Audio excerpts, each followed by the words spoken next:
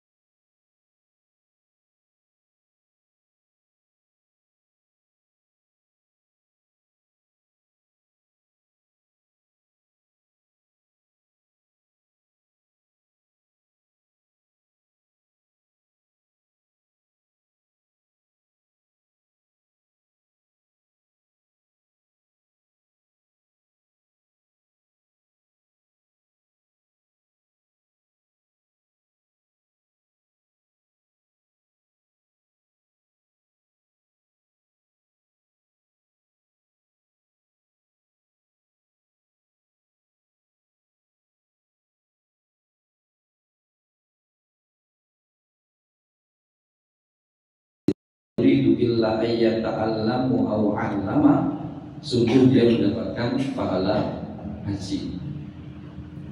Jadi ibu duduk saja di sini, insya Allah sampai 10.30 ya lebih insya Allah ya. Semoga ibu sudah dapat pahala haji. Ya sambil nanti agak-agak sedikit menikmati apa yang saya sampaikan. Saking nikmatnya panjenengan nah bisa saja. Karena saya tahu panjenengan sudah capek mulai jam 2 tadi sudah bangun ya, yang mulai dan seterusnya. Saya tidak menyalahkan hal itu. Panjenengan tetap berhak mendapatkan pahala haji. Pertanyaan saya itu ibu, panjenengan mau nggak dapat pahala haji? Mau, benar? Mau banget? Oke, sekarang saya kasih pilihan. Ibu mau pahala haji atau mau berhaji? Kok berubah jawabannya? Ya, kan disuruh milih cuma satu. Ayo, berhaji atau berpahala haji? Paham gak perbedaannya? Kalau berhaji, panjenengan berangkat ke tanah suci, laksanakan semua rukun haji sampai kemudian Mina, Muzdalifah, Arafah. Tapi panjenengan kalau cuma berpahala haji, duduk saja di Masjid Diponegoro ini, insya Allah cuma sampai maksimal jam 11 sudah dapat pahala haji. Maka saya tanya kembali lagi, pilih salah satu, berhaji atau berpahala haji? Yang penting. Kita ambil saja yang berpahala haji. Kenapa? Karena orang yang berhaji juga ingin nyari pahala haji. Orang yang berhaji juga ingin nyari berpahala haji. Kita nggak usah capek-capek dapat pahala haji. Maka niatkan duduknya panjenengan di sini jangan hanya untuk dapat ilmu, jangan hanya untuk menikmati taman-taman surganya Allah. Banyak keutamaan majelis ilmu. Dari semua keutamaan itu, salah satu yang kita lupakan adalah kita dapat kesempatan untuk berpahala haji. Caranya bagaimana supaya kita bisa mendapatkan semuanya? Kita awali dengan sebuah doa. Mohon diikuti ibu-ibu. Kita lafalkan satu doa ini. Semoga dengan satu doa ini semua janji-janji Allah terkait dengan keutamaan majelis ilmu, fadilah majelis ilmu bisa kita nikmati. Mohon diikuti. Bismillahirrahmanirrahim. Allahumma inni as'aluka ilman nafi'an wa rizqan thayyiban wa amalan mutaqabbalan. Amin ya rabbal alamin. Ya Allah, sungguh kami memohon ilmu yang bermanfaat, rezeki yang melimpah berkah, dan tentunya amal saleh yang diterima. Ibu-ibu yang saya hormati, kita berbicara tentang sebuah kata tujuh. Tujuh, T-U-J-U. Saya tulis di bawah di situ. Semoga seluruh keluarga besar Masjid Salim Khairatul Nisa Surabaya semoga istiqomah menjadi perempuan-perempuan yang selalu menjadi baik, lebih baik, dan tentunya mengajak orang lain untuk baik. Nah, tujuh itu apa? Tadi sudah disampaikan. Tujuh itu artinya adalah tujuan terjauh. Tujuh itu tujuan terjauh. Baik, ibu-ibu yang saya hormati, saya awali dengan satu quotes ini. Kata tujuan selalu terkait dengan dua hal. Satu, terkait dengan perjalanannya. Dua, terkait dengan lokasi yang dituju. Ibu-ibu, ini sudah masuk liburan. Ibu kalau mau melakukan satu prosesi, satu keinginan untuk mengajak anak-anak liburan, berarti yang ibu pikirkan apa yang pertama? Tujuannya kemana? Setelah tujuannya ditentukan, lalu ibu pikirkan, oh iya, itu tadi ya. Tadi katanya sehat finansial tadi. Iya. Tapi mau nggak mau di mana-mana kalau ingin kita melakukan satu perjalanan, yang kita harus tentukan terlebih dahulu adalah lokasi tujuannya itu di mana. Tapi masalahnya nggak cukup cuma lokasi, karena perjalanan itu, tujuan itu juga harus ada perjalanannya. Maka pertanyaan saya, jika tujuan selalu terikat dengan perjalanan dan lokasi yang dituju, mana sebenarnya yang lebih penting? Lokasinya atau perjalanannya? Halo? Yang paling penting, oh iya, dua-duanya penting. Cuma pilih salah satu lagi, Bu. Ibu pilihannya cuma dua, A, B, satu atau dua. Jangan buat pilihan ketiga, C, karena khawatir pilihan ketiga itu adalah pihak ketiga. Dan hati-hati Bu, sekarang dirame pihak ketiga mengganggu keutuhan rumah tangga. Iya, mulai film apa itu? Film apa itu? Layangan. Masih apa? Masih ingat? Setelah itu langsung ipar adalah, lu tahu juga. Apa ibu-ibu ya? Hal terakhir ini apa? La tahzan, cinta, luka, dan duka. Tahu juga ibu ya. Jamaah Masjid Taklim Khairatul Nisa Surabaya ini keren. Kalau la tahzan itu kebalikannya beda dengan ipar adalah maut. Kalau ipar adalah maut, kalau la tahzan itu ART-nya yang jadi maut. Gak usah ditonton ya.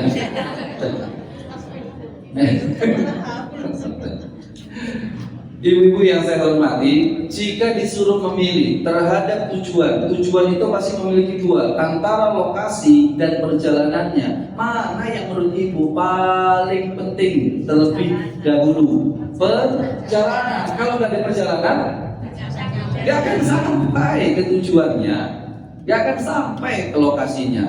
Maka disinilah yang akan kita bincangkan, kita obrolkan, itu adalah tentang perjalanannya. Memang tema kita itu adalah tentang tujuan terjauh. Gak usah ditanya, tujuan terjauh kita hidup apa? bertemu dengan Allah di mana? Di surga. Kita semua sepakat tentang lokasinya. Cuma kita nanti akan berbeda cara menikmati perjalanannya. Dan Islam sudah menghadirkan bagaimana cara menikmati perjalanan menuju lokasi dari tujuan yang terjauh. Baik. Tadi apa Ibu jawab adalah perjalanan itu tentang tujuan itu tentang perjalanan. Sekarang kita berbicara perjalanan. Apa itu? Dan tentang perjalanan, maka dua kata ini kuncinya, persiapan dan pembuktian. Ibu-ibu, kalau sudah ngomong perjalanan, maka kita mau nggak mau harus berbicara tentang persiapan, dan kita harus buktikan kalau kita memang melakukan perjalanan itu. Jangan hanya disiapkan tapi nggak mudah-mudah. Itu namanya bukan perjalanan. Hanya angan-angan. Koper sudah disiapkan, sudah diisi, pakaian ada. Tapi pas hari katanya pegel, katanya macet, katanya nggak usah, daripada capek di perjalanan sudah kita di rumah saja. Itu namanya bukan perjalanan. Maka perjalanan harus ada dua, tetap harus disiapkan. Yang kedua, dibuktikan perjalanan itu. Maka itu yang saya hormati. Quotes yang ketiga, terakhir sebelum kita membahas karena kita lebih dalam, yaitu karena perjalanan diawali pembuktian untuk menuju, baru untuk menjadi. Ibu-ibu, perjalanan itu bukan masalah menjadi, tapi cukup menuju. Mungkin nanti kita nggak sampai, Bu, tapi kita yang akan dilihat oleh Allah prosesnya. Minimal lakukan dulu lah langkah kaki untuk menuju. Urusan menjadi itu wilayahnya Allah. Panjenengan kan ingin menjadi ahli surga. Tapi pertanyaan saya, kita masuk surga berdasarkan amal soleh atau rahmat Allah? Rahmat Allah. Berarti itu salah Allah yang kasih rahmat. Tapi kita harus memperjuangkan untuk menujunya. Urusan nanti sampai tidak sampai itu urusannya Allah, karena tak pakai rahmat Allah.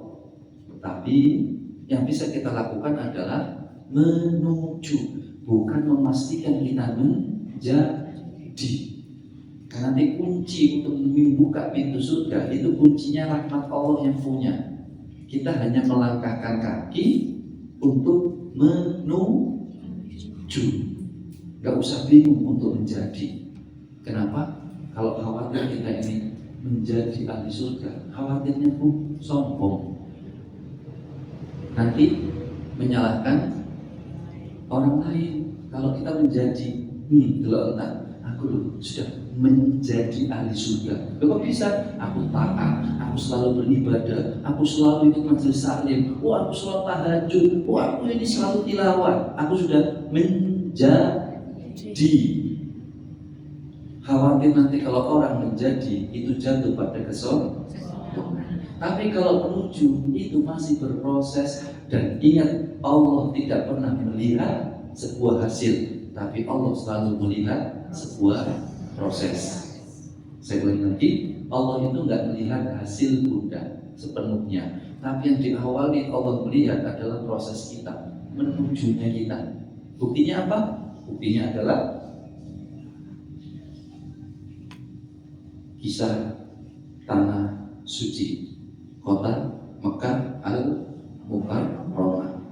Kenapa Mekah itu muncul, Bu? Karena sebuah proses. Coba kalau kita nuntut dari kota Mekah sekarang sampai mundur ke belakang, kita akan temukan kota Mekah itu muncul itu gara-gara sebuah proses. Apa itu? Hanya tempat yang padang, tandus, gersang, tak berpenghuni, tiba-tiba ramai. Gara-gara apa? Kalau kita tarik asal-muasalnya gara-gara apa? Adanya mata air. Ketika ada mata air itu muncul, maka Bani Judum dari arah Yaman melihat tuh ada burung terbang-terbang melingkar, membentuk lingkaran. Kalau ada burung terbang membentuk lingkaran, berarti di bawahnya ada mata air. Lalu Bani Judum mendatangi mata air itu. Lah, kok adanya dua manusia? Siapa? Ibunda Hajar dengan Ismail. Lalu barulah antara orang-orang ini dengan Ibunda Hajar. Aku punya makanan, tapi gak punya minuman. Kamu punya minuman, tapi gak punya makanan. Kita barter. Apa yang terjadi? Boleh nggak kami tinggal di sini? Ramai orang. Dulunya namanya Bakkah, sekarang menjadi nama Makkah. Berarti munculnya kota Mekah karena ada air. Zam. Sekarang saya tanya, air Zam-Zam itu berbicara hasil atau proses, Bunda? Kenapa kok proses? Karena ketika air itu muncul, gara-gara siapa yang menemukan? Ismail. Tapi yang berusaha Hajar. Hajar itu sudah lari sana sini sana 7 kali, yang kita kenal dengan Safa Marwah 7 kali. Nyari apa Hajar? Nyari air. Dapat? Enggak dapat, karena yang dapat anaknya Ismail, bayi yang cuma nangis owe, kakinya membenturkan tanah, kemudian muncul air. Siapa yang dapat air? Ismail. Tapi yang diapresiasi oleh Allah siapa? Hajar. Buktinya apa? Yang dilakukan Hajar, Safa Marwah menjadi rukun haji dan rukun sedangkan air Zam-Zam hanya mata air biasa yang tentunya tetap memiliki keistimewaan.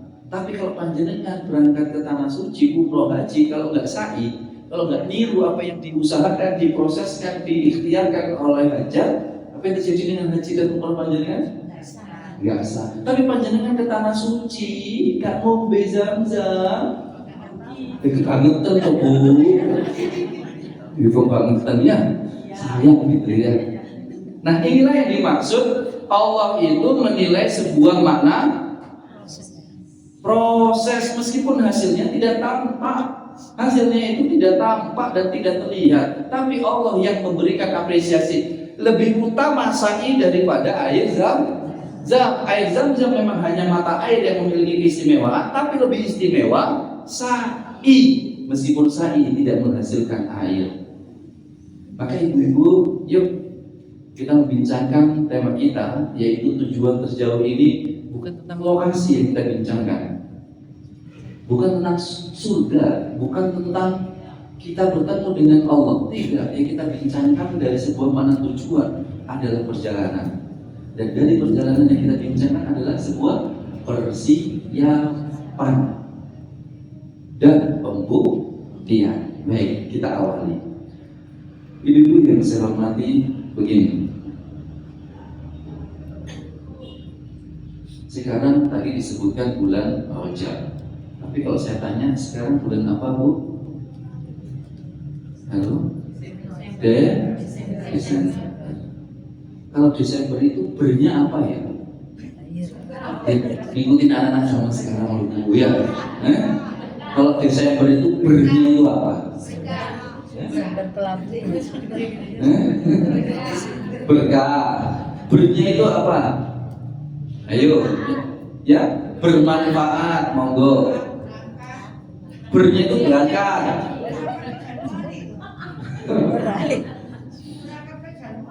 Ayo, ya, ada lagi selain berangkat, berkah, bermanfaat. Bernya itu apa? Beriman, masya Allah. Kalau saya kasih opsi pilihan, ibu pilih yang mana? Bernya itu? Belum. Saya tunjukkan sebentar, Bu ya. Cukup semangat sekali ibu ini ya. 1, berbicara tentang akhir tahun. Atau yang kedua, bernya itu adalah berbincang tentang akhir kehidupan. Itu pilih mana? Ya, di sini Bu. Saya boleh berdiri gak Bu? Boleh ya, untuk menunjukkan ke sana.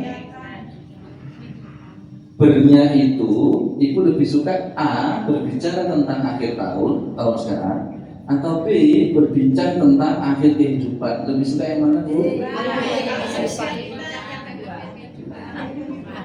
Insya Allah kita seusianya sama kita ya di sini ya, tenang saja. Angkat tangan yang di bawah 40 tahun. Di bawah 40. Masya Allah. Ibu di bawah 40 tahun. Luar biasa.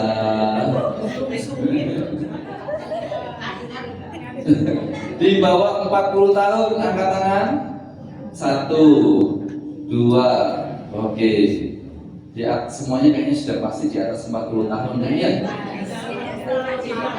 Jadi kita ini usianya sama Bunda. Nah, sebelum menjawab ini, kita berbicara Desember dulu ya. Ibu memilih mana yang di bulan Desember ini? Sekarang pilihannya 3 kata.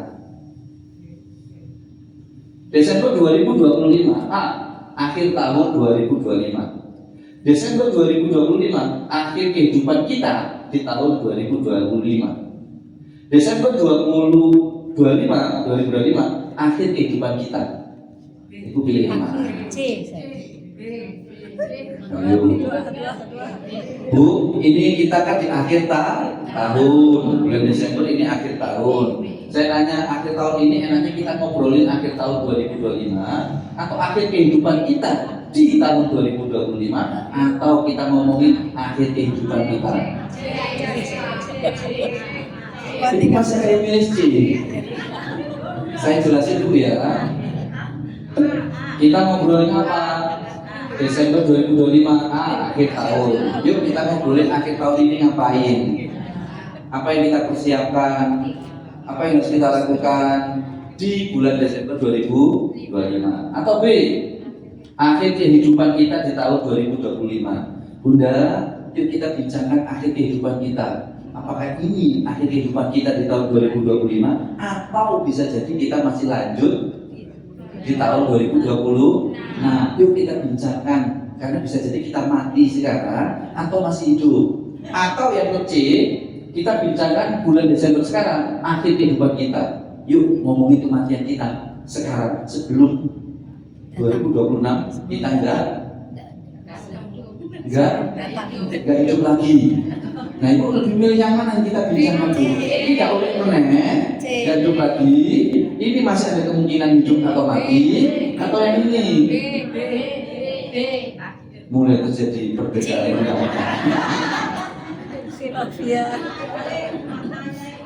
Iya. Ibu-ibu yang saya hormati, saya lebih memilih B. Kalau membicarakan akhir tahun ini biasanya liburan ini ya. Kalau enggak apalah akhir tahun 2025 nanti. Tapi kita lebih berbicara hari ini tentang akhir kehidupan kita di tahun 2025. Bisa jadi kita berakhir, tapi kita berharap masih lanjut lagi di 2026. Karena sebaik-baik manusia adalah yang umurnya panjang plus banyak amalnya. Ibu-ibu, kita maka di bulan ini kita membicarakan yang mana berarti? B. Jadi materi saya di kesempatan hari ini kita berbincang tentang akhir kehidupan. Apa bedanya antara berbicara dengan berbincang? Saya pilihkan kata yang memang berbeda. Apa bedanya berbicara dan berbincang? Oke. Cocok Bunda. Ibunda dapat door prize apa AC ya?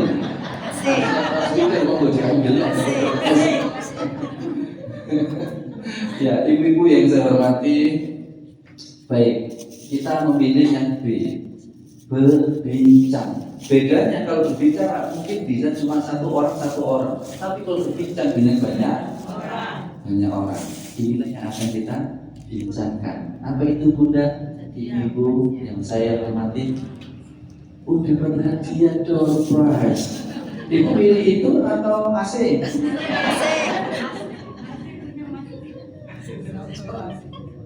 Ibu-ibu yang saya hormati, tujuan terjauh. Sekali lagi kita tidak membincangkan lokasinya, tapi membincangkan bagaimana perjalanan harus kita siapkan untuk menempuh sampai pada tujuan terjauh kita, yaitu surganya Allah Subhanahu wa Ta'ala. Dan ini mengambil momen bulan Desember, semangat untuk akhir tahun atau akhir kehidupan kita. Maka saya mengajak di materi kali ini, yuk kita obrolkan tentang akhir kehidupan kita. Kita bincangkan tentang akhir kehidupan kita. Kita obrolkan bukan? Saya ulang lagi, kita bincangkan tentang akhir kehidupan kita. Begini kisahnya.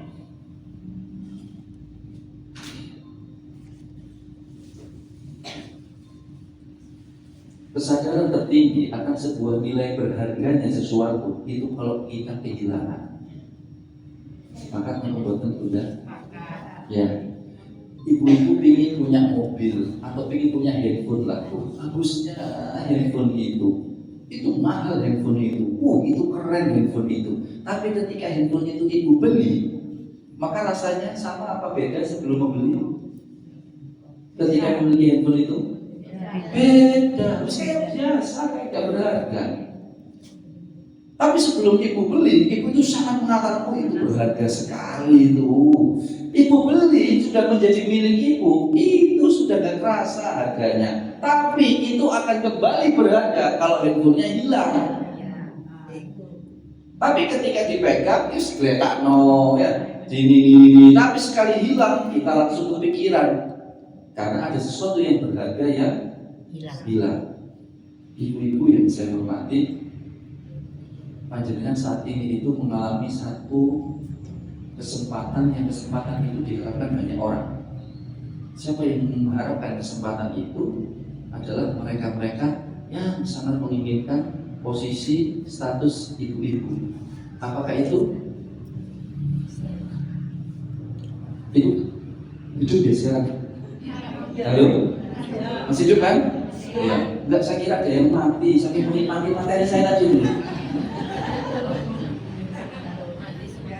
Iya, saya khawatir. Memastikan hidup kan ibu? Hidup. Kenapa kok saya bilang orang yang tidur itu mati? Karena kan doanya gitu. Coba apa doa sebelum tidur? Bismillah, Allahumma ahya wa bismika amut. Apa terjemahan amut? Aku mati. Jadi orang yang mau tidur itu ngomongnya gini, ya Allah aku mati. Berarti dia tidur, dia mati. Ada yang mati? Alhamdulillah. Berarti ibu hidup kan? Coba perhatikan ini. Apa yang diinginkan mereka? Siapa mereka? Satu, orang kafir, ahli neraka. Orang kafir berucap, Rabbi irji'uni la'alli a'mala sholihan fima taraktu. Ya Allah, kembalikanlah aku ke dunia supaya aku bisa berbuat amal soleh terhadap apa yang telah aku tinggalkan. Berarti pertanyaan saya, orang yang hidup ini, orang kafir ini, orang ahli neraka ini punya harapan. Apa harapannya Bu? Hidup kembali. Oke? Dan setiap harapan pasti memiliki nilai yang berharga. Saya ulang lagi, setiap hal-hal yang terkait dengan harapan pasti itu nilainya berharga. Yang kedua, surat Yasin, panjenengan hafal kalau ini ya. Panjenengan hafal Quran kan ya? Halo? Halo ibu-ibu, menghafal Quran kan? Ini orang ragu-ragu toh. Saya sudah husnuzon begini. Saya cek. Ibu-ibu masih taklim Universitas Surabaya. Para penghafal Quran itu biasanya dicek dengan sambung ayat. Kalau disambung di ayat ini ya, Bismillahirrahmanirrahim. Qul.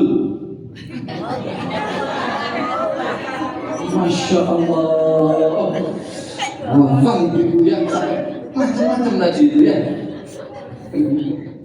Yasin panjang insyaallah hafal.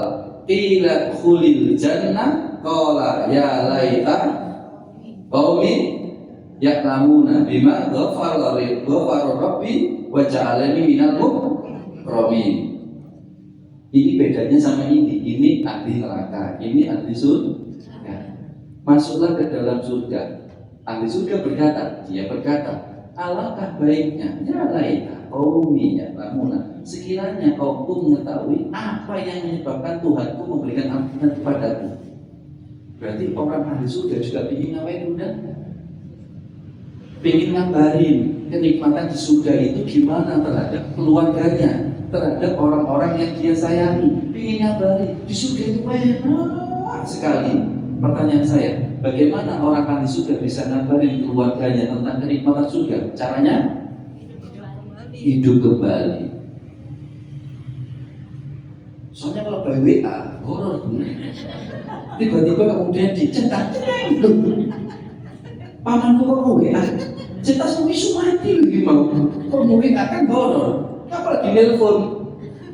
Dek, iki lho masmu wis mlebu surga. Surga wae tak Dek. Kan horor Bunda. Maka apa yang terjadi? Ahli surga ingin hidup, orang ahli neraka ingin. Dan keduanya ini adalah harapan mereka berdua. Harapan, dan setiap harapan pasti memiliki nilai hal yang berharga. Dan pertanyaan saya, ibu hidup, padahal mereka berdua ingin hidup, sedangkan ibu punya hidup. Dan menurut mereka hidup itu berharga, karena mereka ingin hidup. Sedangkan menurut kita yang hidup itu ayo, berharga mau gak berharga? Mosok. Kata orang ahli neraka, hidup itu berharga ya Allah, hidup lagi ya Allah, hidup lagi. Kata ahli surga, hidup lagi ya Allah, hidup lagi. Karena aku ingin hidup, karena hidup itu sebuah nilai yang berharga. Tapi bagi kita yang hidup, yang memiliki kehidupan, belum tentu kita sadar kalau kita sedang memiliki sesuatu yang berharga. Udah.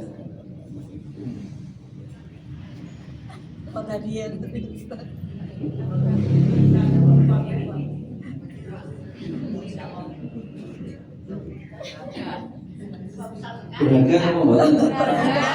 Oke, taruh dulu sini ya. Ada masalah. Saya hanya menunjukkan dulu Bunda. Ini berapa Bunda harganya? 1.000. Ini loh. 200.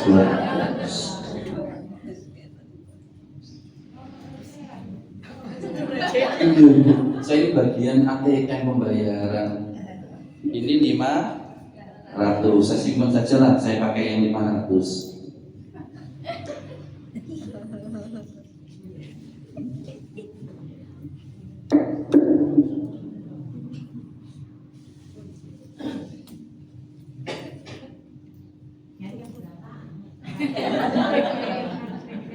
Saya mau ngasih 100 Bunda.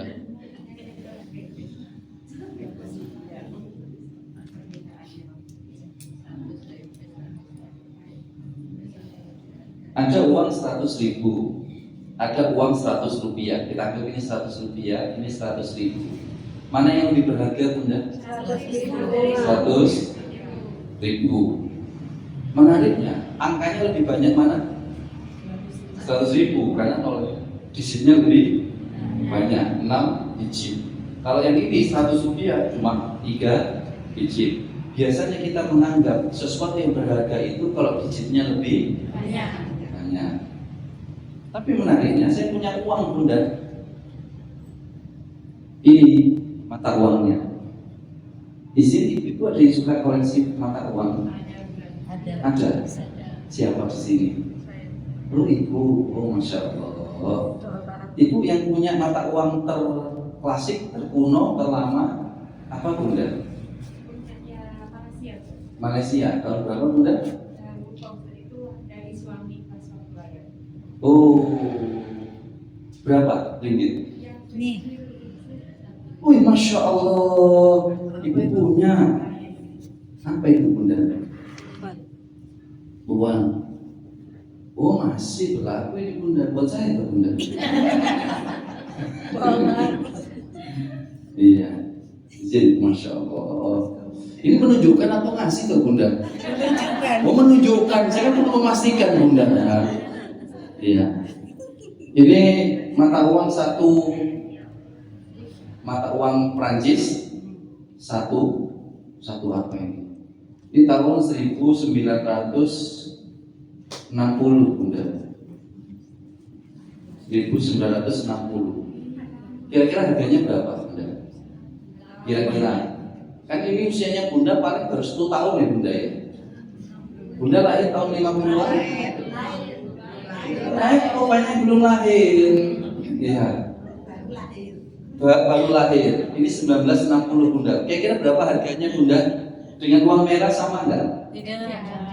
Beda. Lebih mahal. Menariknya, saya punya yang paling lama Bunda. mata uang ini. Bisa dibacakan ini tahun berapa Bunda? Nggak kelihatan, coba dilihat dulu. 1790. Berapa? 1790. 1790. Bunda sudah lahir 1790.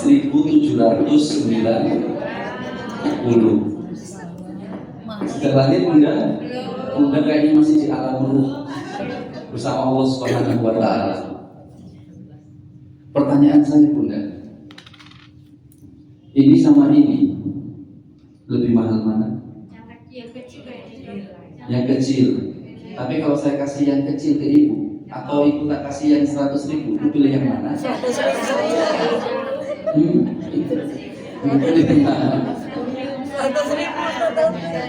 Secara angka ini lebih banyak 6 digit, ini lebih kecil hanya 1. Tapi kalau secara value, secara nilai ini lebih mahal Bunda ketimbang ini.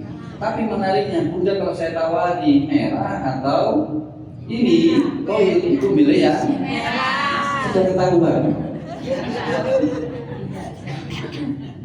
Tenang saja, nanti ada hadiah dari saya ya, tapi di akhir nanti. Yang ingin saya ambil satu hikmah dari kisah ini, ternyata ada orang yang menilai sesuatu itu tidak berharga, padahal dia lebih berharga. Kita menilai kehidupan kita ini tidak terlalu berharga, padahal orang lain menilai, ahli surga menilai, ahli neraka menilai hidupmu itu berharga. Kita lihat Bunda, berharganya itu kapan? Saya khawatir kita baru beranggapan ini berharga ketika kehilangan. Ketika kita sudah mati, baru kita sadar hidup itu berharga. Tapi maaf, terlambat. Maka itu kita bincangkan sejenak bagaimana menikmati dengan cara kita mengobrolkan tentang sebuah makna kematian atau akhir kehidupan kita. Ibu-ibu yang saya hormati, begini. Sejenak belajar tentang akhir kehidupan. Sekali lagi, bulan Desember, akhir tahun, akhir kehidupan kita di tahun 2025. Yuk kita berbicara tidak hidup, tapi kita pakai kacamata mati supaya kita sadar hidup itu berharga. Tapi kita gunakan kacamata mati dulu seperti apa supaya kita sadar sekali lagi hidup kita ini berarti. Dalilnya ibu-ibu insya Allah hafal, ibu-ibu insya Allah sudah mempraktekkan, dan ibu-ibu kan penghafal Quran. Ya. Iya, kan saya sudah husnuzon. Ya, udah. Coba lanjutkan lagi. Kita tes sambung ayat. Indah. Bukan. Mirip-mirip dikit lah. Ya wes, saya gabungkan antara kul sama in tadi itu ya. Coba sambung ayat yang diawali kul sama in, kata ibu tadi itu. Coba saya lanjutkan, saya sampaikan ayatnya, tolong dilanjutkan. Kul inna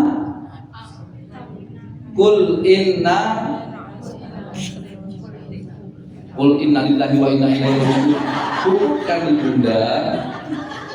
Ya udah, saya tambah lagi satu huruf di depannya. Qul inna Masya Allah.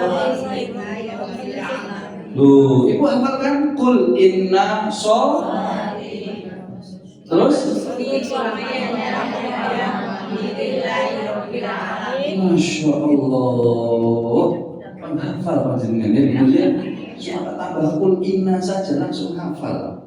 Tapi kalau ditanya surat apa, ayat berapa, tapi nggak hafal. Karena saya tahu panjenengan hafalnya hanya baca doa iftitah. Surat angka cantik Bunda 61. Oh ini salah saya. 6162 salah ini. Dan bawahnya Al-An'am 6162. Saya menyebutnya itu 6162. Qul inna sholati wa nusuki wa mahyaya wa mamati lillahi rabbil alamin. Di sini ada kalimat adalah hidupku dan matiku. Di sini saya tambahkan Bunda ada kata saat hidupku dan saat matiku. Karena makna yang paling penting adalah ada kata saatnya. Nggak cukup cuma mati dan hidup saja, harus ada kata saat. Kenapa mudah dari kata saat? Karena disitulah berharganya nilai mati. Kata saat, nanti saya tunjukkan sebagai akhir. Nah, kita langsung mencoba mempraktekkan. Ibu-ibu yang saya hormati, begini. Saya sebutkan satu hadis. Hadis ini tidak biasa, Bunda. Tapi hadis ini menjadi dalil kita harus ngobrolin, membincangkan tentang akhir kehidupan. Suatu saat Ibunda Aisyah meriwayatkan, "Raja'a ilayya Rasulullah sallallahu alaihi wasallam dzata yaumin bi janazati fil baqi." Suatu saat Rasulullah pulang ke rumah habis dari pemakaman di makam Baqi. Di kota mana itu, Bunda? Madinah. Ya seperti biasalah Rasulullah pulang, mungkin habis mengantarkan sahabatnya yang wafat, dimakamkan di Baqi, Rasulullah masuk ke rumahnya Ibunda Aisyah, menemui Ibunda Aisyah. Nah, ketika sampai, lalu yang mendapatiku di rumah sementara kepalaku pusing, kata Ibunda Aisyah. Wa ana ajidu sudakan fi ra'si. Ibunda Aisyah curhat, aku waktu itu pusing. Maka aku berkata, aduh sakitnya kepalaku. Wa ana warasahu. Pusing, kata Ibunda Aisyah. Untungnya yang ngomong Ibunda Aisyah, bukan Bu Peggy, Melati. Jawabnya gimana? Pusing, gitu kan. Yang ngomong Ibunda Aisyah cuma, aduh sakitnya kepalaku. Maka Rasulullah SAW berkata, justru aku wahai Aisyah yang sakit kepalaku. Bal ana warasahu ya Aisyah. Kata Rasulullah, aku lebih pusing wahai Aisyah. Yang menariknya tiba-tiba lagi enak-enak ngomong seperti itu, Rasulullah ngomong gini, Bunda, wa madharuki, apa sih masalahmu Aisyah sampai pusing kayak gitu? Tenang saja, jika engkau meninggal sebelumku, aku yang akan memandikan mayatmu, mengafani serta menyolatkanmu dan menguburkanmu. Kan agak horor. Ibunda Aisyah curhat kepala pusing, Rasulullah jawabnya tentang mati. Dan tahu responnya seorang istri? Senang atau marah? Marah. Iya, Ibunda Aisyah berkata. Maka aku berkata, sepertinya aku melihatmu demi Allah jika engkau melakukan hal itu, yaitu menguburkan sampai makamkan. Maka setelah engkau menguburkan aku, engkau pulang ke rumahku, lalu engkau tidur di rumahku dengan sebagian istrimu yang lain. Oh, ini tanda bahasa istri apa ini? Cemburu, mantel. Ibunda Aisyah ingin curhat kepala pusing, Rasulullah dikali, aku lebih pusing, tapi tenang, kau nanti kalau mati duluan daripada aku, tak urus jenazahmu wahai istriku. Versi ibu-ibu zaman sekarang, ini suami yang suami yang punya kepentingan pribadi. Iya, bahas masalah pusing kok larinya kepada iya. Tapi menariknya Rasulullah berucap ini itu dalam kondisi yang bukan formal, santai obrolannya. Maka apa yang muncul? Rasulullah kemudian sallallahu alaihi wasallam tersenyum gara-gara ucapan Ibunda Aisyah yang jealous tadi, yang cemburu tadi, yang nakal tadi. Rasul cuma tersenyum. Dan menariknya, lalu mulailah beliau sakit, yang akhirnya beliau meninggal. Ibu-ibu, Rasulullah ngobrolin tentang kematiannya, meskipun yang dituju, yang dimaksud adalah pemisah. Tapi ada obrolan, Bunda. Dan ini adalah satu dalil bahwasanya ngobrolin tentang akhir kehidupan itu sunnah. Bahkan caranya diperjelas. Apa itu? Ngobrolnya jangan serius, jangan dibuat formal. Wah, kalian sih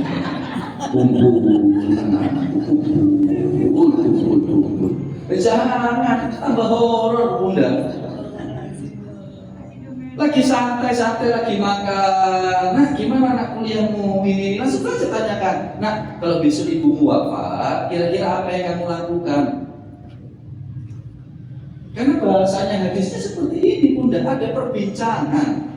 Bahkan ini tidak hanya dilakukan Rasulullah secara teks seperti ini, nanti ada juga pesan yang tidak secara konteks. Kemudian tidak secara teks, tapi secara konteks. Maksudnya gimana? Begini, ini kan tulisan. Nanti ada pesannya Rasulullah, tapi nggak ada tulisannya, Bunda. Tapi itu pesannya adalah kita diminta membincangkan. Apa itu? Rasulullah mau wafat. Ini kan wafatnya Rasulullah bersama siapa? Ibunda Aisyah. Kan Rasulullah wafat di rumahnya Ibunda Aisyah.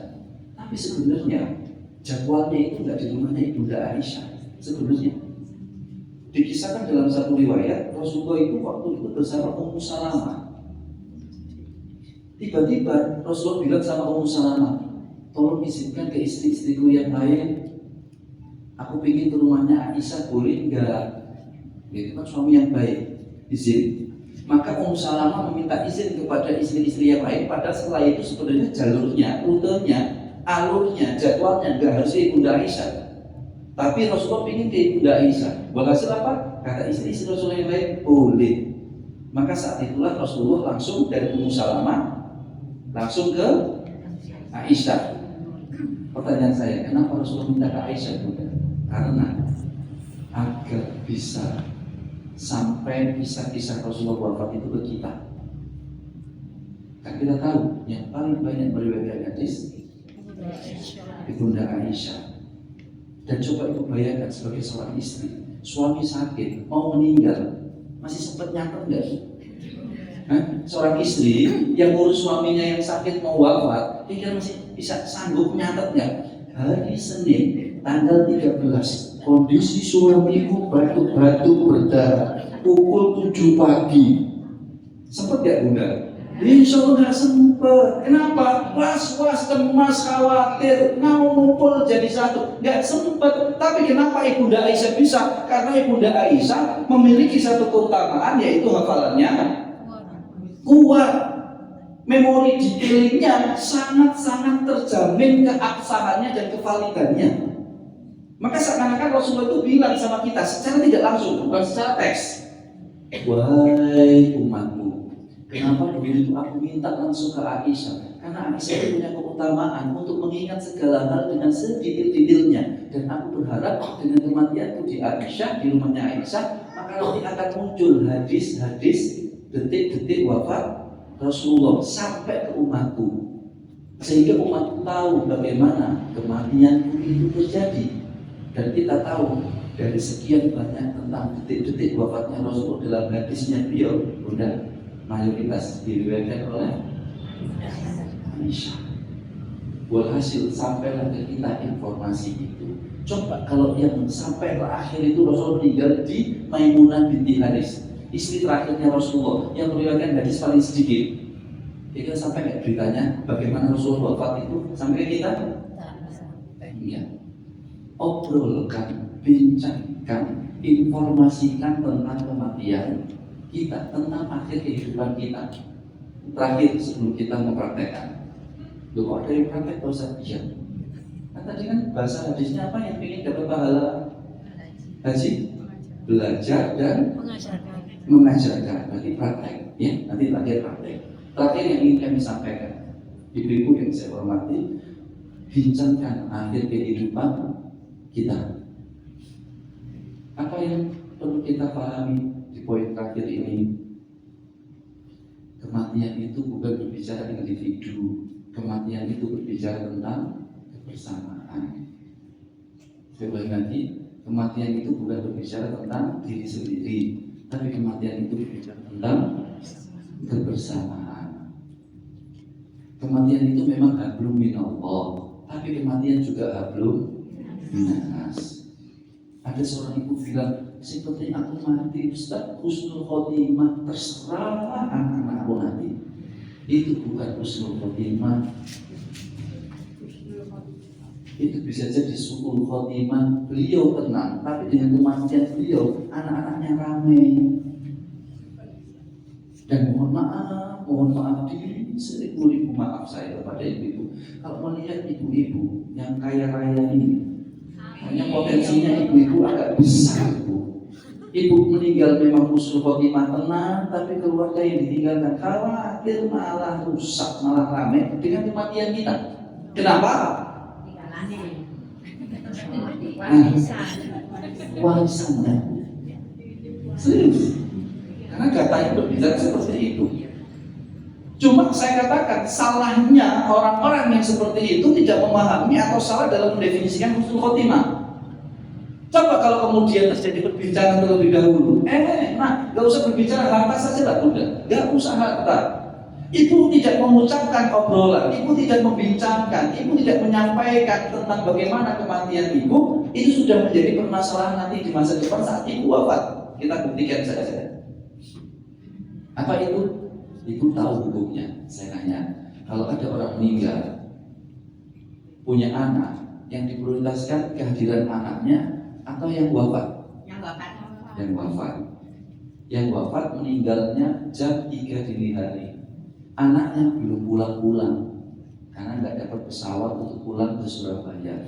Walhasil anaknya pulang ke Surabaya sampai jam 9 malam. Kira-kira si ibunya ini dimakamkan berapa? Wafatnya jam 3 dini hari. Jam 5 pagi. Ya. Tapi si anak bilang, jangan makamkan ibu sebelum masmu teko.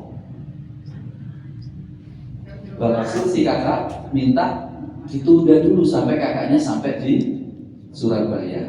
Apa yang terjadi? Kakaknya baru dapat flightnya itu dari Malaysia itu jam 8 malam, sampai jam 10 malam baru sampai. Tapi ibunya sudah meninggal mulai jam 3 dini hari. Maka dimakamkanlah setelah maghrib, karena nunggu kakaknya nggak sampai-sampai. Maka dipaksakan, akhirnya si ibu dimakamkan maghrib sampai menjelang isya. Pertanyaan saya, si kakak yang paling sulung datang jam 10, tenang atau rame? Dengan adik-adiknya rame, marah-marahin adiknya. Kenapa aku gak ditunggu? Aku kan ingin melihat wajah ibu tuh yang terakhir kalinya. Rame. Pertanyaan saya sederhana, dalam kasus ini siapa yang kita salahkan? Kakak, adik, atau si ibu? Si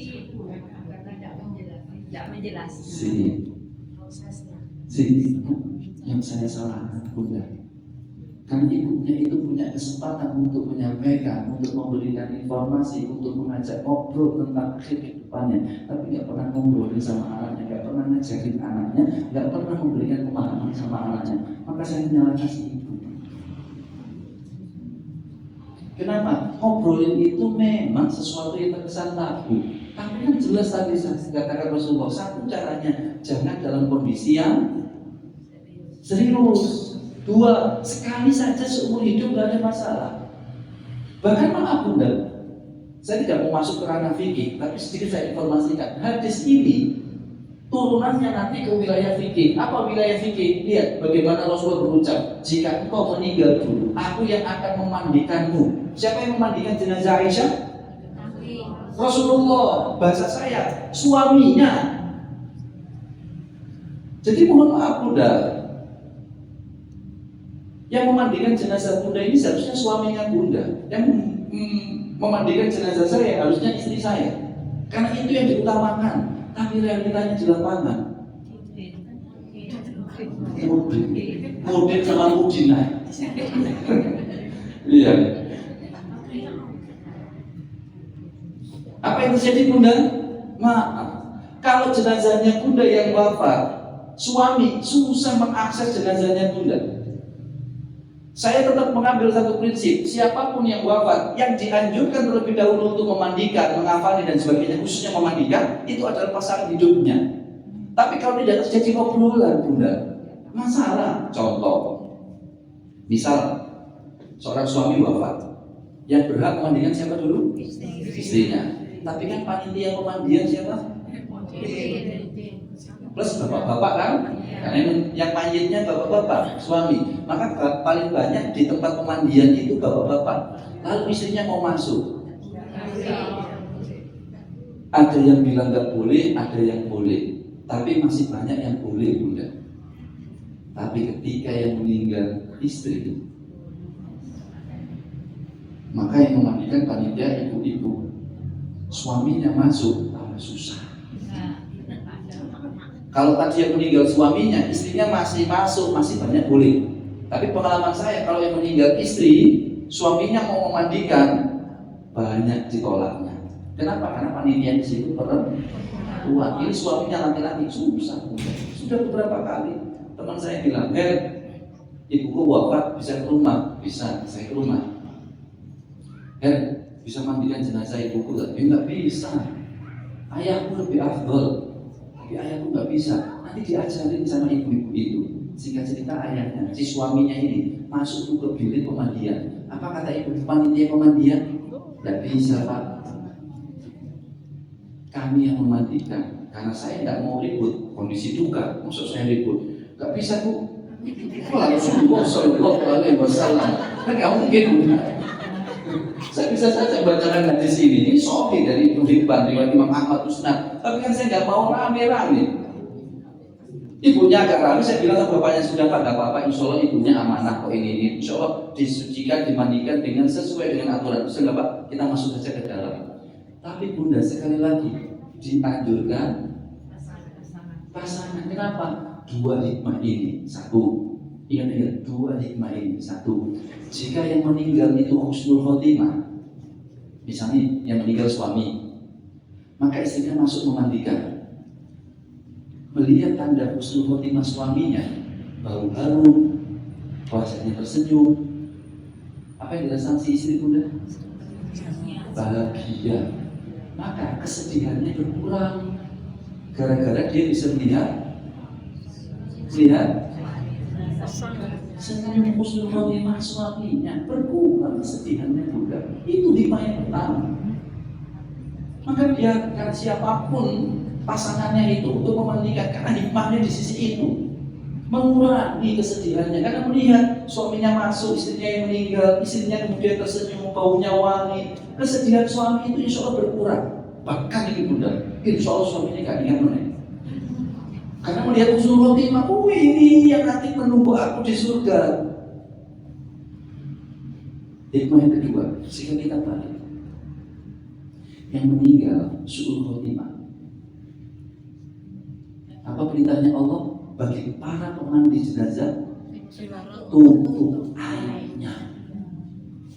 Bahkan dijanjikan oleh Rasulullah dan Allah tentunya, barang siapa yang bisa menutup aib jenazah, kayaumi waladatu umum, dosanya akan diampuni sebagaimana dia berlahir dari lahir ibundanya. Jadi kalau orang memandikan jenazah, menemui di sini ada su'ul khotimah, aibnya, kita kemudian selesai memandikan, kita menutup aibnya, nggak menceritakan, nggak meworo-worokan, nggak mengkampanyekan, nggak mengumbar, dosa kita diampuni sebagaimana kita baru lahir dari lahir juga.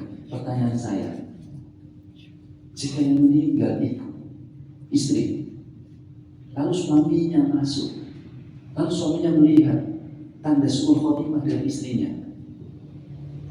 dan panitia-panitia yang lain melihat, ibu-ibu yang memandikan juga melihat, siapa yang paling kuat untuk menutup aib si majikan?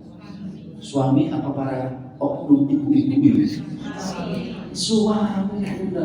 Karena dia nggak mau ketahuan aib istrinya, maka sama dia akan dikit dijaga, nggak akan disampaikan, nggak akan diinformasikan. Tapi maaf, kalau suaminya nggak ada di situ, lalu yang memandikan ini ibu-ibu, oknum ibu-ibu tadi, lalu melihat, astagfirullah, ibu-ibu pakai pakai kembali, atas, ini aku ini tanda-tandanya. Mohon maaf, setelah kemudian dimandikan selesai, ibu-ibu berlima ini keluar. Kira-kira menyebar, Bu? Iya saja kan. Nyebar, Bunda, nyebar. Kenapa? Karena wanita memang susah untuk pada titik lisan itu, nggak bisa dipungkiri. Mulai zamannya Nabi Yusuf kayak gitu, Bunda. Loh iya, ibu perhatikan kisah Nabi Yusuf. Nabi Yusuf kan ditarik bajunya, sobek kan, keluar kan. Nah, keluar ketemu sama siapa? Suaminya yang perempuan, Zulaikha, beserta asisten pribadinya. Berarti yang tahu kejadian itu berapa orang? 4 orang. Suaminya Zulaikha, Nabi Yusuf, asisten pribadinya, dan Zulaikha.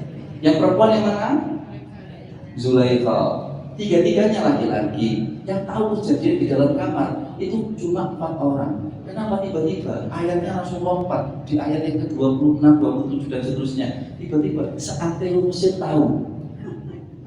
Ayo, kira-kira siapa yang menyebarkan dari 4 orang ini? Zulaikha. Dari mana dalilnya? Muncul kemudian ayatnya yang panjenengan tahu, dikumpulkanlah kemudian ibu-ibu kakak Mesir itu loh Bu. Kita waktu di training kita sudah diterangkan tidak boleh mengubah air jenazah, itu sudah memang diterapkan di situ. Iya, itu kalau normal aman Bunda. Kalau husnul khotimah aman. Saya katakan yang susah. Kalau kita melihat jenazahnya itu susah jaga ini Bunda. Susah. Gimana? Langsung bikin status. Ini pengetahuan atau pengalaman? Ibu yang saya hormati, saya poin di sini. Kalau tadi sama anak, sekarang sama pasangan. Kalau panjenengan masih punya pasangan yang hidup, obrolkan tentang itu. Pak, nanti kalau aku wafat, tolong jenazah kamu yang mandikan. Pun juga sebaliknya, obrolkan Bunda. Sekali lagi, walau sekali seumur hidup. Tapi dengan kondisi yang santai, jangan yang serius atau formal. Terakhir Bunda, kalau panjenengan tidak siap untuk membincangkan, tidak apa-apa. Tapi tolonglah buat tulisan. Enggak ada wasiat. Saya nggak nyebut wasiat. Rasul bersabda, "Mahabur li muslimin lahu syai'un yuridu an yusiya fihi yabi'u lailataini ila wasiyatuhu maktubatun indahu." Intinya kalau kita punya sesuatu yang ingin kita tuliskan, tolong tuliskan secepatnya. Sekali lagi budaya, saya tidak berbicara tentang wasiat, pesan. Beda antara wasiat dan pesan. Kalau wasiat nanti jatuhnya ke fikih. Nanti akan ada aturan-aturan yang mengikat. Contoh, kalau nanti terkait dengan wasiat uang, maka wasiat itu hanya maksimal boleh dilakukan jika jumlahnya 1/3. Nggak boleh lebih dari 1/3. Bunda misalnya bilang wasiat seluruh harta kekayaanku untuk putriku, nggak akan berlaku. Karena maksimal hanya 1/3. Maka 2/3 lainnya dibagikan kepada yang lain. Maka saya tidak berbicara wasiat, saya berbicara pesan. Satu, Ibu, kalau panjenengan nggak siap ngobrol, nggak apa-apa, saya nggak maksa. Misalnya Ustaz, maksud saya harus ngobrol sama anak. Nah, kalau ibu besok mati, nah aku kedandan gimana Ustaz? Kalau besok tiba-tiba benar-benar mati, kan banyak kayak gitu takutannya. Ya kan banyak seperti itu. Maka saya tidak memaksakan. Tapi paling afdal adalah ngobrol, berbincang. Tapi kalau tidak sanggup, tidak apa-apa, tuliskan saja pesannya. Apa pesannya? Saya ambil contoh beberapa saja, 3 saja budaya, 3 saja. 1. Nah, kami hanya istirahat saja. Hadisnya maupun fuja atau halil mu'min wa qalah bil kafir. Kematian mendadak hanya istirahat bagi orang mukmin. Jadi panjenengan nuliskan saja Bu di situ. Nah, kematiannya ibu ini hanya istirahat kok. Maka jangan terlalu bersedih. Ibu lo meninggal dalam keadaan beriman sama Allah. Insya Allah ibu baik-baik saja. Ini cuma istirahat, nanti kita ketemu lagi kok, kita ngobrol. Terus ibu ceritakan supaya anak ini tidak merasa sedih kehilangan yang berlebihan. Kenapa Bunda? Karena berefek. Kalau anak sedih berlebihan, ibu masalah dengan jenazah dan jasadnya ibu. Jasadnya ibu bermasalah. Innal mayyita la yu'adzabu bi bukain ahli alaihi. Sungguh mayit itu akan diazab karena tangisan keluarganya yang menangisinya. Ya bukan berarti kemudian dilarang untuk bertangis-tangisan. Ya enggak. Itu sudah nalurian nangis. Jangan kemudian dengan hadis ini nangis. Hapus air mata. Jangan sampai ibu diazab oleh matamu. Jangan lu enggak boleh. Ya boleh saja. Ya enggak boleh itu yang over berlebihan sampai menyakiti diri sendiri, mencapek-capek dan lain sebagainya. Itu dimaksud dari sini. Berarti apa?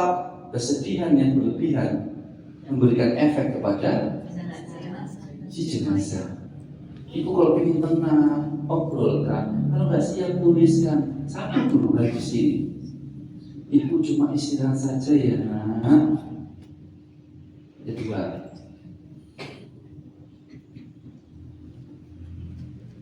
semuanya ada hadisnya bunda ya. Man ahabba liqa Allah, ahabba Allahu liqa'ah.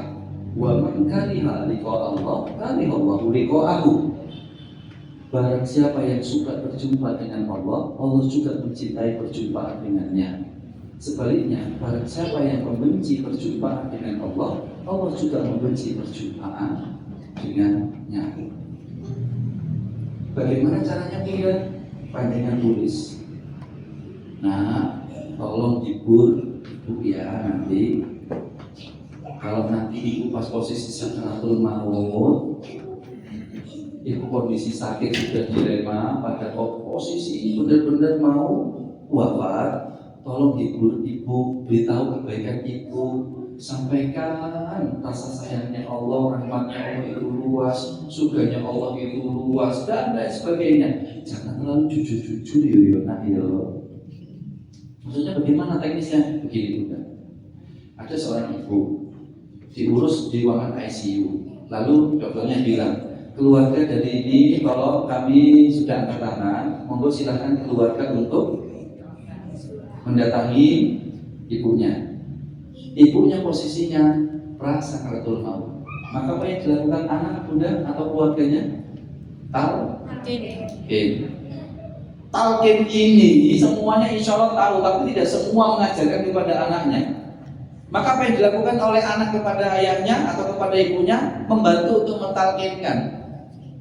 La ilaha illallah. Bu, ucapkan bu. La ilaha illallah. Jangan kalimat bu, ucapkan bu. La ilaha illallah. La ilaha illallah. Jangan bu. Ini namanya anak zaman sekarang kan nggak paham bunda. Oh kalimat tahlil, apa sih kalimat tahlil buka di YouTube? Kok ya pas ya? La ilaha illallah, la ilaha illallah. Waduh. Namanya anak zaman sekarang kan kurang banyak paham tentang hal-hal yang berkaitan dengan kematian.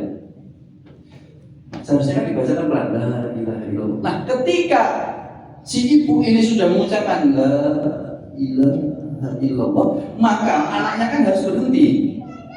Harus berhenti bunda, tak boleh lebih. Dan tetap biarkan ibu itu tetap dengan kalimat terakhirnya la ilaha illallah. Nah ini yang baru dilakukan setelahnya. Setelah kalimat la ilaha illallah talqin itu, baru anak menghibur orang tuanya. Apa itu? Ucapan kebaikan-kebaikan si ibu ini dalam kondisi masih belum wafat. Ucapan kebaikan, maka anak harus berucap kepada ibunya. Meskipun ini berbohong si anak, nggak ada masalah. Apa itu? Bentar lagi mati ya. Masya Allah, mama ini baik banget. Rahmat Allah luas banget. Surganya Allah menerima mama di surga yang tertinggi. Masya Allah, mama ini orang baik. Insya Allah mama akan masuk surga firdausnya Allah. Indah mati surga itu mah ya Allah. Enak kan tuh kalau si ibu mendengar kalimat-kalimat gitu. Tapi kalau anaknya jujur, bu, mati yo. Bu, hati-hati loh bu. Ibu ini dulu tuh ibu yang durhaka bu. Mari-mari aku langsung tinggal aku bu. Tiap dosa, tiap inci dosanya ibu akan dibalas oleh malaikat. Sebentar lagi tuh kelihatan malaikat maut.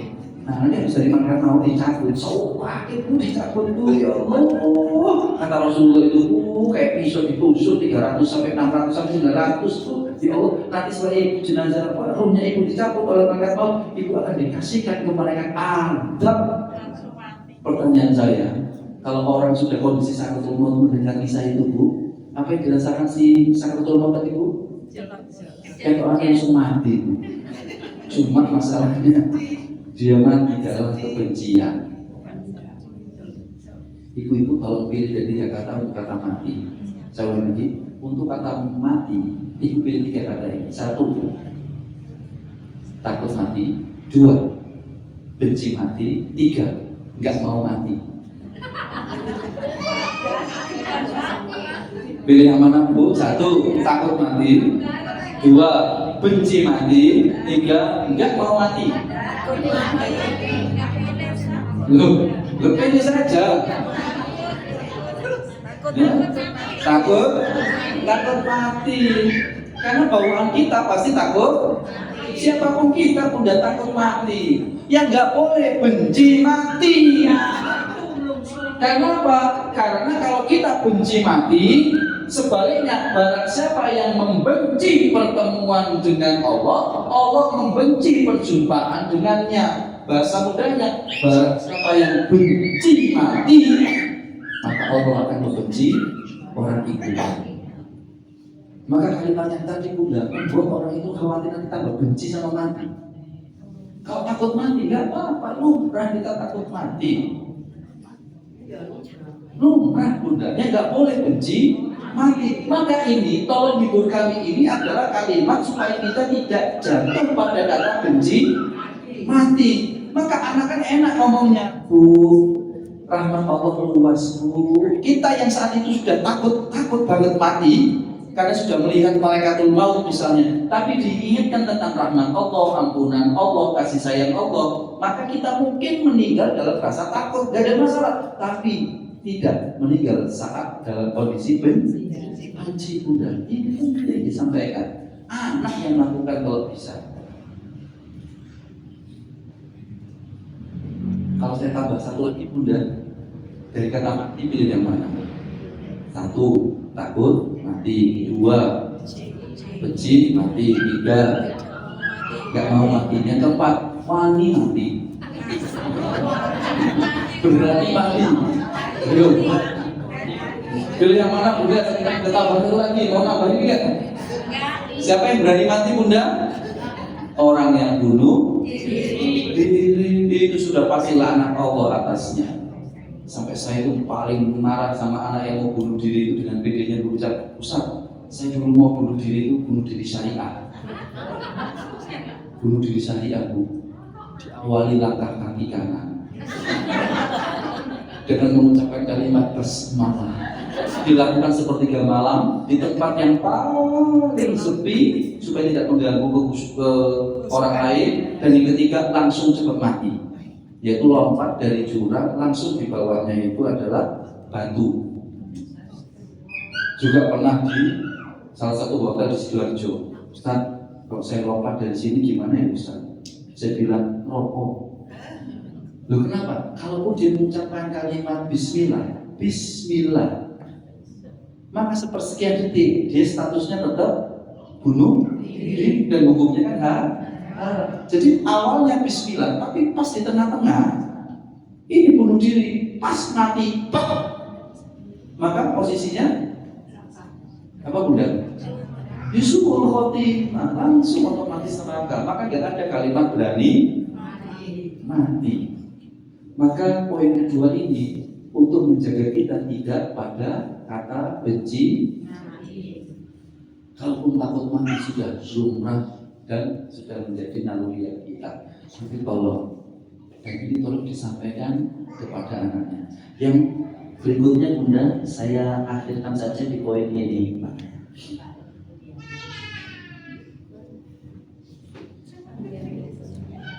Terakhir,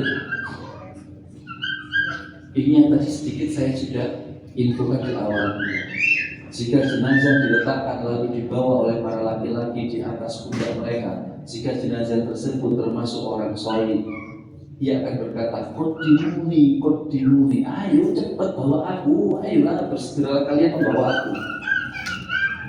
Jika ia bukan orang soleh, ia akan berkata, celaka, kemana mereka hendak membawanya. Dan menariknya, jeritan jenazah itu akan didengar semesta, kecuali manusia. Kenapa? Kalau manusia bisa mendengarnya, tentu mereka semua akan bisa. Kira-kira. Maka panjenengan tulis Ibu poin yang ketiga. Di sini saya tulis yang kelima karena saya berdebat. Berbatasan waktu, hanya tulis poin ketiga. Nah, prioritaskan ibu ya. Kalaupun nanti kalian terpisah, ada yang di Malaysia, ada yang di Eropa, ada yang di sini ini, tolong kalau ibu wafat, tolong ibu dulu yang diprioritaskan. Karena ibu ingin cepat-cepat ketemu Allah, ketemu Rasulullah, mendapatkan kebahagiaan, kenikmatan di alam kubur, di masa kubur dan lain sebagainya. Tolong nak ya, gak usah tunggu-tungguan. Kalau kamu ingin melihat wajah ibu untuk yang terakhir kali, gampang, tinggal video call nanti sama adikmu, lalu di capture, lalu disimpan, selesai kan bunda? Tapi kebanyakan anak kalau nggak diajari seperti ini, nggak tahu. Walhasil mereka akan rame. Kayak apa? Lihat film ketika ibu tiada. Film kalau ini bagus bu, kalau ini dilihat, iman adalah mau jangan, ya. Tatahsan jangan. Kalau ini saya sudah melihat saya ini. Ketika ibu telah tiada, sudah lihat. Ya, endingnya apa? Kan ada satu anak yang nggak sempat melihat ibunya dimakamkan. Apa yang dirasakan anaknya? Wedi, bahkan menyalahkan saudara-saudaranya yang lain. Maka pada titik ini bunda, Allah tuliskan, prioritaskan jenazah ibumu, gak usah tunggu-tungguan. Karena ibu ingin mendapatkan kenikmatan, kebahagiaan, kesenangan bertemu dengan Allah dan Rasulullah di tempat kubur ibu itu sungguh banyak kebaikan-kebaikan dan lain sebagainya. Soalnya kalau ini tidak disampaikan, maka ibu yang merasakan kesedihan dan kepahitan masa itu. Ibu-ibu yang saya hormati, itu masih banyak bunda yang perlu dituliskan. Karena keterbatasan waktu saya hanya membilang ini. Bahkan nanti maaf nih, sampai HUTANG,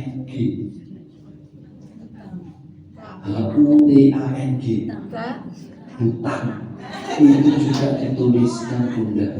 Yuk serius. Saya tahu ibu orang tua, saya juga orang tua. Bawaannya orang tua ke anak itu apa? Ngasih apa nerima? Ngasih.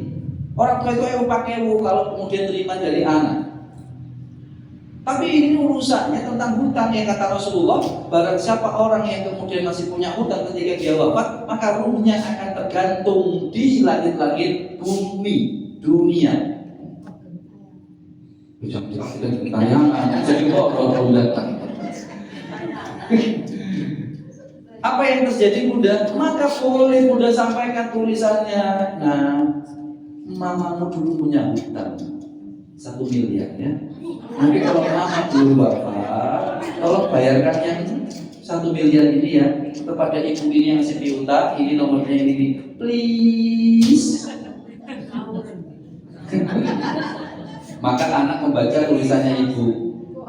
Kata anak, nomor 1 oke mah, menghibur. Nomor 2 oke mas siap. Nomor 3 prioritasnya oke mah. Nomor 4 siap mah. 7 oke. Pas nomor 10 bayarkan hutangnya mama ya. Kalau anak zaman sekarang apa komentarnya? Mama yang hutang, aku yang bayar. Kira-kira anak bayar? Belum tentu. Tapi ada kemungkinan anak bayar kalau sudah ada obrolan untuk kebaikan kita, Bunda.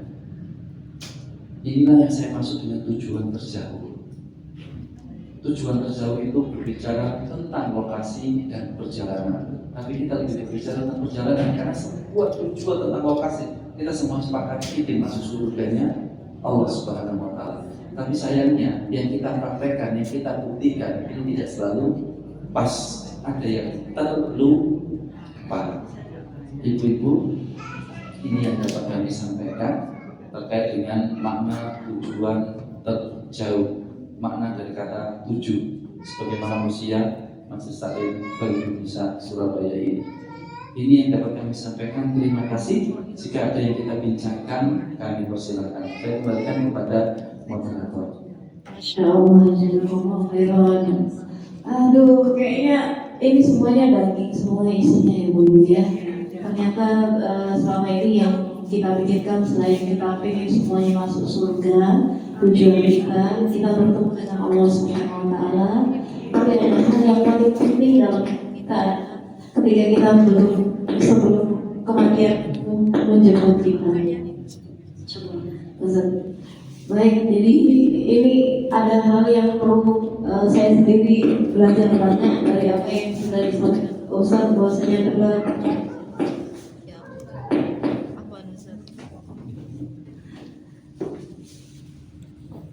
bahwasanya perlu kita adanya ngobrol seperti itu ya tentang hal-hal kematian, di mana obrolan tentang kematian itu adalah tabu biasa kita lakukan, tapi dengan adanya penjelasan dari Ustaz, insya Allah mulai hari ini saat ini topik itu adalah jadi topik kita bersama keluarga kita tercinta ya.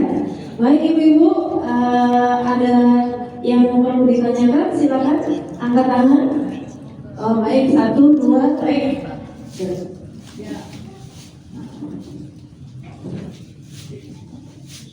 Assalamualaikum warahmatullahi wabarakatuh. Waalaikumsalam warahmatullahi Izin bertanya Ustaz, bisa di lingkungan kita ada ahli maksiat yang meninggal. Biasanya kan mungkin bilangnya apakah ini orang baik? Itu kan orang-orang jawabnya baik, padahal dia kan ahli maksiat, suka bertanya atau suka melakukan juga bisa bikin orang. Itu gimana? Apakah yang baik bilang baik itu apa tidak bohong? Terima kasih. Assalamualaikum warahmatullahi wabarakatuh. Langsung yang kedua ibu. Baik, pertanyaan pertama kamu dulu ya. 1, 2, 3, ya baik.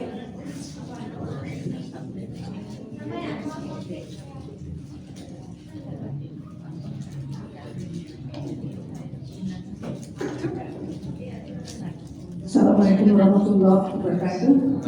Saya Erwin Ustaz. Tadi diterangkan tentang apa namanya, yang memandikan suami atau istri ya, yang meninggal yang duluan itu.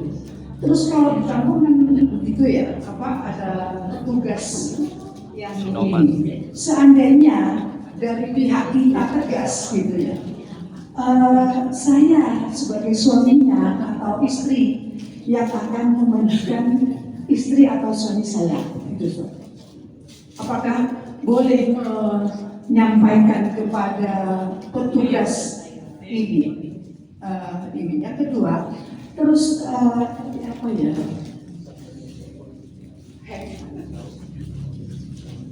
Ustaz? Oh ini berapa? Dihibur gitu ya? Kalau sudah sakaratul maut itu kan sudah enggak ini tadi kan la ilaha illallah. Tapi kalau di saya di keluarga itu biasanya ngaji gitu Ustaz, yang sekitar di calon jenazah itu ya. Apa begitu Ustaz? Akan bertemu dengan Allah dengan sempurna apa begitu atau bagaimana? Terima kasih. Assalamualaikum warahmatullahi wabarakatuh. Baik, terakhir Ustaz 3. Assalamualaikum warahmatullahi wabarakatuh. Terima kasih dan sangat-sangat bermanfaat. Pertanyaan saya, karena pikiran saya sudah tua, jadi untuk mencerna ini supaya bisa disiapkan untuk orang lain lagi saudara jaya. Apakah Bapak menyusun buku, ada materi yang sudah ditulis yang mungkin bisa kita sebarluaskan? Wassalamualaikum warahmatullahi wabarakatuh. Waalaikumsalam warahmatullahi wabarakatuh.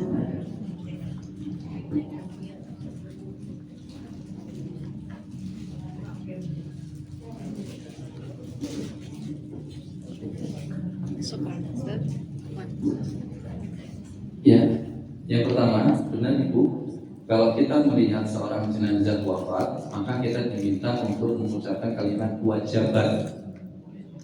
Wajabat itu kata bahasa terjemahan bebasnya adalah wajib. Tapi bedanya adalah ketika jenazah itu orang yang kita tahu orangnya baik, maka setelah kata wajabat itu ditambah di husnil khotimah. Saya ulangi lagi. Jika panjenengan menemukan ada warga, tetangga, kerabat yang kemudian wafat, Dan ketika tetangga itu baik, maka kita ucapkan kata wajabat bi husnil khotimah. Namun jika ada tetangga, kerabat, kolega yang meninggal dan kita kok sepengetahuan dohir kita, mata kita, aktivitasnya, perilakunya itu buruk, maka tetap diminta kita menjawab wajabat titik tadi. Tidak ada bi husnil khotimah. Wajib dia wajib. Sudah itu saja wajib. Wajibnya apa Ustaz? Yaitu urusan Allah setelahnya. Kenapa? Karena banyak hadis yang berbicara sungguh hidup kita itu ditentukan oleh bukan awal tapi akhir. Bahkan dalam satu hadis yang disampaikan oleh Ibnu Mas'ud radhiyallahu anhu, ini mungkin ibu-ibu pernah mendengar hadisnya. Sungguh nanti akan ada orang yang ketika dalam kehidupannya dia itu selalu melakukan kebaikan-kebaikan amalan ahli surga, tapi mau sekali melangkah kepada kematiannya dia terjebak pada perilaku ahli neraka, maka dia meninggal su'ul khotimah. Namun kebalikannya, ada orang yang selama hidupnya melakukan keburukan-keburukan, tapi sejengkal lagi dia menuju kepada kematiannya, dia melakukan amal ahli surga, maka dia tercatat menjadi ahli surga. Dan masalahnya kita ini kan tidak bisa menilai sesuatu yang tidak tampak, dan itu banyak sekali. Dan mohon maaf, udah saya ini termasuk orang yang punya dan mengikuti pendapat siapapun orang berhak untuk masuk surga.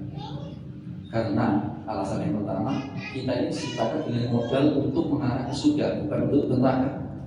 Maka orang ini punya potensi untuk masuk surga, maka kita bantu minimal dengan prasangka, minimal dengan prasangka baik. Kenapa? Maaf Bunda, saya ini sudah banyak berteman dengan mereka yang dulu masa lalunya. La haula wala quwwata illa billah. Coba sebutkan saja Bunda, sebutkan amal kemaksiatan yang paling besar dalam hubungan sosial. Kemaksiatan yang paling parah Bunda dalam hubungan sosial, bukan hubungan dengan Allah. Kalau hubungan dengan Allah sudah jelas itu syirik amalnya. Kalau sama manusia apa Bunda? Monggo. Yang paling parah,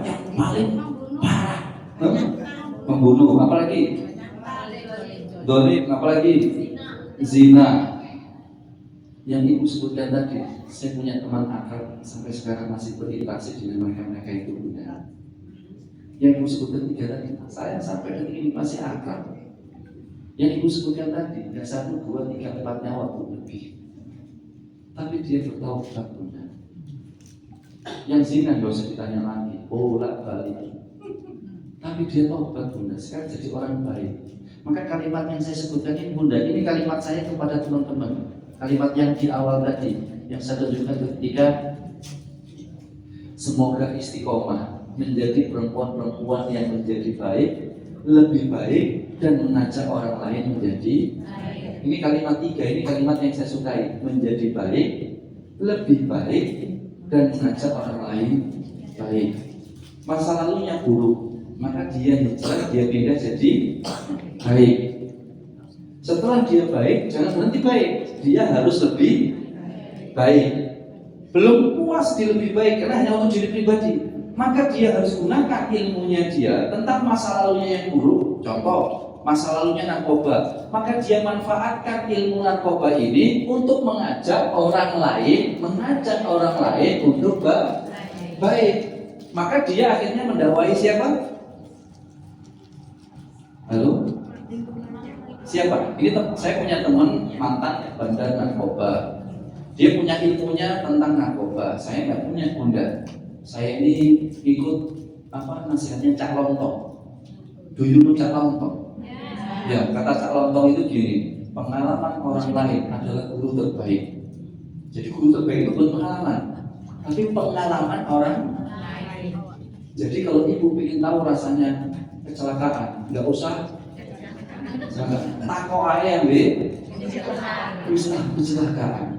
Kalau ibu kepo, penasaran dengan HIV, penasaran dengan narkoba, nggak usah ngicipi, cukup tanya saja.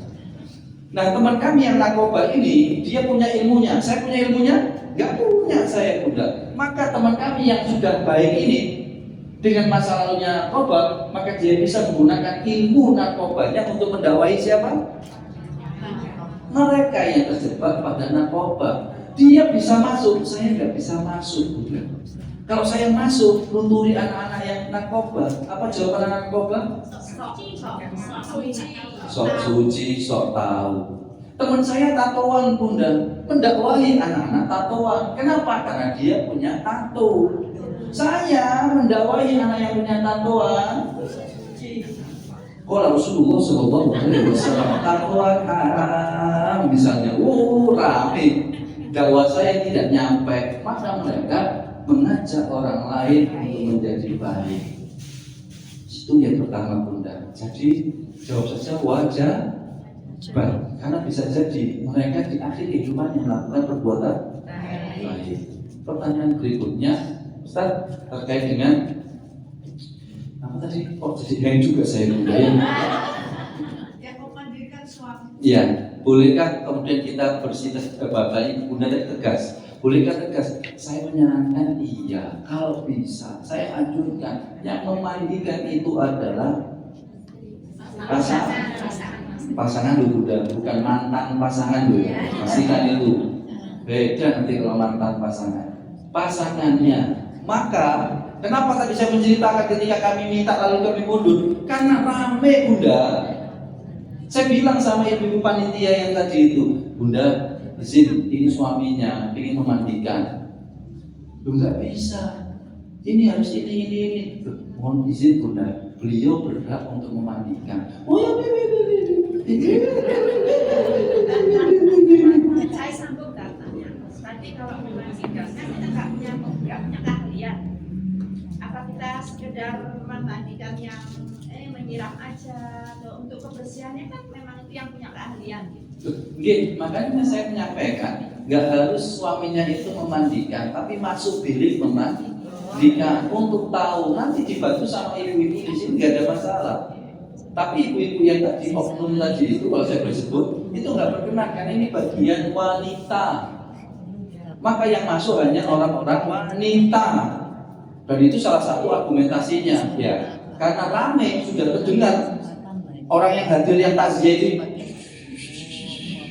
Saya bilang sama suaminya, sudah Pak, kita ngalah saja. Ini kondisi juga nggak enak, rame. Tapi kalau ibu punya hak untuk memang memandikan, silahkan. Tapi saran saya, jangan berubah suasana duka menjadi suasana rame.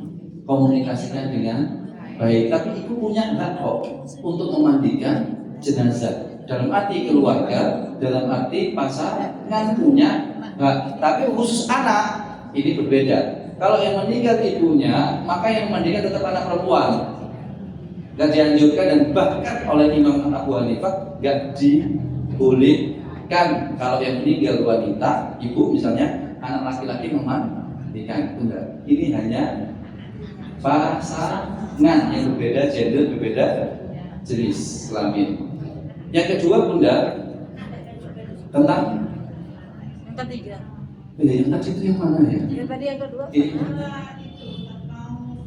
Oh, bacakan, iya. Ya Bunda, orang yang saat posisi situasi sakaratul maut, dia kan sudah melihat satu sisi alam barzah. Alam barzah itu apa sih Bunda? Barzah itu pembatas tapi nggak kelihatan. Pembatas antara dunia sama akhirat itu namanya barzah. Kalau contohnya di surat Ar-Rahman, Yasin itu adalah dua barzahul la yabghiyan. Ibu gampangnya lihat YouTube ada laut antara air tawar sama air asin. Misal, itu kan berarti ada pembatasnya Bu. Tapi kalau diselam dari bawah tetap bisa diselami, kayak nggak ada pembatas. Tapi kan dibatasi banget. Itu namanya barzah, pembatas yang tidak terlihat. Nah, orang sakaratul maut sudah bisa melihat itu. Maka dia sudah bisa melihat adanya makhluk gaib Allah yang datang. Cuma kita nggak bisa melihat, makanya ada beberapa hal doang. Sama sih buka pintu itu, bukan pintunya. Jangan saya ibu. Itu sudah bisa melihat bunda. Nah, melihat inilah memunculkan satu ketakutan baru karena dia baru pertama kali melihat. Apalagi kalau orang ini, mohon maaf, suul khotimah, tanda-tandanya malaikat maut mewujudkan dengan tampilan yang horor wajahnya. Maka apa yang dilakukan kondisi di sini tidak hanya dibarengi dengan makhluk yang bernama malaikat maut, tapi dibarengi juga oleh makhluk gaib yang lain, iblis. Untuk apa? Untuk mengkafirkan orang ini. Maka orang yang seperti ini ibaratnya diserang dua arah, itu berat-berat, maka minta dibantu. Caranya apa? Satu, untuk melawan iblis yang ingin mengatakan menghilangkan keimanan dan syahadat kita, dibantu dengan talqin. Untuk kita membalas serangannya iblis, bantu dengan talqin. La ilaha illallah tadi. Nah, terkait dengan ketakutan dengan malaikat, dibantu dengan yang tadi, berikan ya kalimat-kalimat kebaikan. Meskipun maaf itu harus bohong bunda. Bapak ibunya durhaka, anak tetap ngomong yang baik-baik saja. Gak usah yang jelek-jelek. Plus, nah ibu tadi nanya, kalau samping-sampingnya kemudian ngaji Al-Quran, boleh. Lah ini mau takut, bacalah Al-Quran terhadap calon mayit. Karena kalau semuanya mengucapkan la ilaha illallah, satu ruangan nih misalnya bu ya, ada 10 orang la ilaha illallah, la ilaha illallah, kalau dia jatuh tahlilan nanti di situ.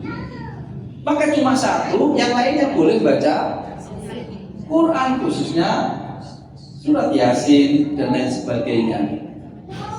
Yang memberikan berita gembira cuma satu anak atau dua anak, yang lainnya di ruangan itu boleh membaca Al-Quran. Karena boleh menggunakan lagi itu, boleh dengan membaca Al-Quran.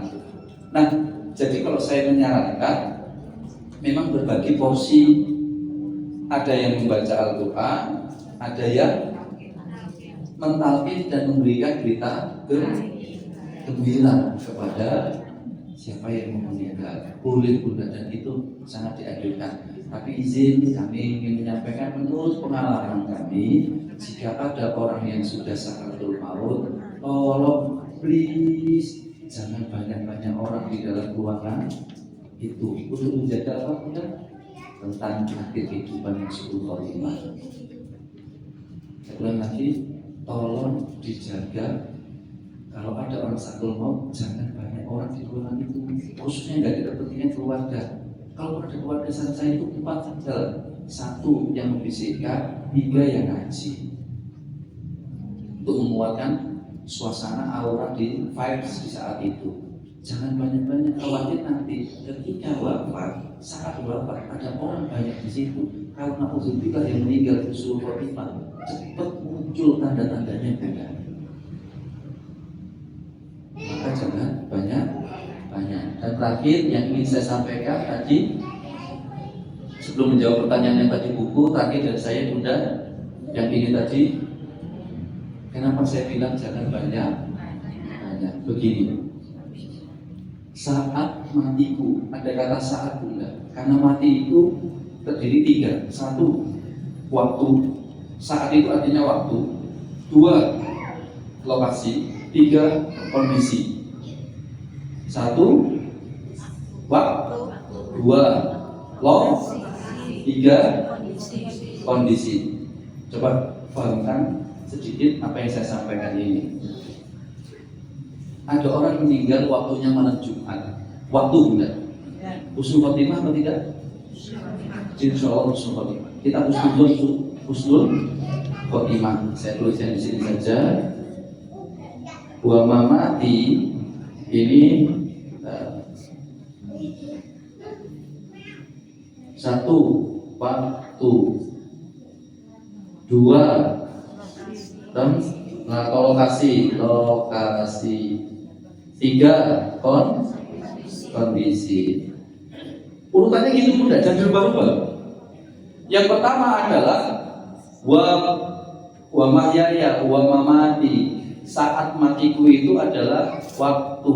Ada orang meninggal malam Jumat. Husnul khotimah? Insya husnul khotimah. Tapi waktu akan dikalahkan oleh lokasi. Waktu akan dikalahkan oleh lokasi. Apa itu? Ada orang meninggalnya malam Jumat, tapi lokasi ini Doli. Ayo, nggak usah lah, sudah tutup ya, sudah tutup.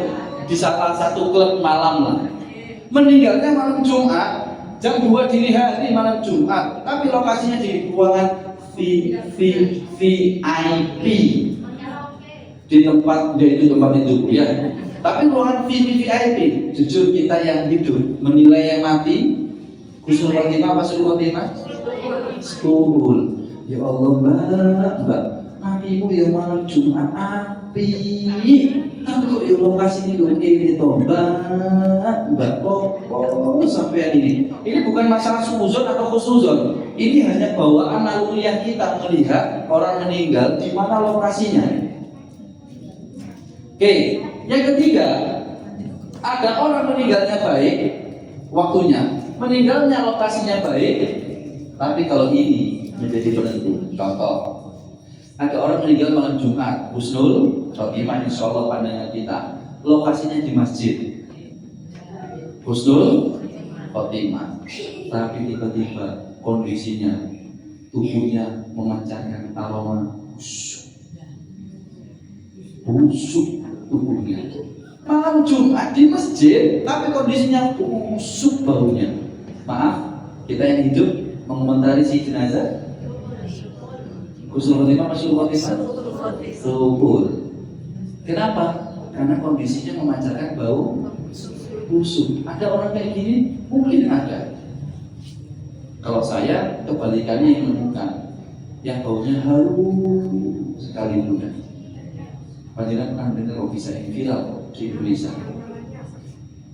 Amalannya saya tidak tahu, tapi kelihatan terakhir itu beliau bersedekah. Hari sebelum Jumat kami ketemuan pagi, kami makan soto bersama dekat sini di Al-Akbar.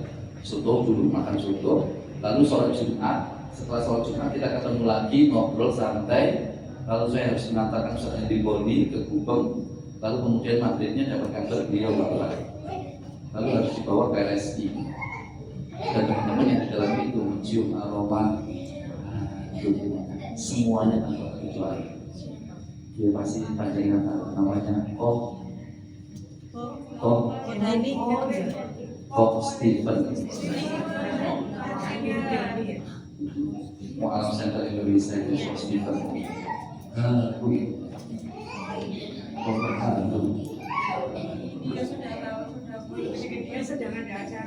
Iya, benar. Saya sedang ada acara di Surabaya di Jatim Esko. Karena malamnya beliau itu bersedekah kurang lebih menutup kerugian UMKM itu 1 sekian M. Harum dan semuanya mencium hal itu. Saya ngobrol dengan beliau itu sebelum zuhur, sebelum Jumatan. Setelah Jumatan masih ngobrol enak sekali, santai, nggak ada tanda-tanda. Tapi kemudian wafat dengan maka apa semuanya merasakan tanda. Nah sekarang saya mau bertanya juga, ada orang meninggal malam Jumat, lokasinya di masjid, tapi tubuhnya tidak memancarkan keharuman, kebalikannya bau busuk sekali. Kita yang mencium ingin muntah. Husnul khotimah, kita mengatakan suul khotimah, dan kita tidak salah karena naluriah kita gitu. Maka pertanyaan saya, wal mahyaya wal mamati ini berarti paling penting di posisi mana? Kondisi. Dan menariknya Bunda, ini miliknya Allah. Kan yang tahu ini hanya Allah. Tapi yang ini miliknya kita. Tergantung kita. Kita nggak bisa memastikan waktunya kapan meninggal. Miliknya Allah. Surat Luqman ayat 34 paling akhir. Lokasi kita meninggal, wa mata dari nafsu mada bi ayyi ardin tamut. Kamu tidak tahu di mana lokasi kamu meninggal. Ini milik wilayahnya Allah. Tapi ini akan dikalahkan oleh kondisi. Namanya kondisi tetap miliknya kita. Berarti kematian kita bukan Allah, kematian kita sendiri yang Maka jangan pernah minta pertanggungjawaban Allah, jangan pernah minta komplain sama Allah. Karena kematian kita sendiri yang menentukan. Ini dan yang terakhir, Ibu, maaf, saya tidak punya tulisan terkait dengan materi ini. Yang adanya ya cuma slide.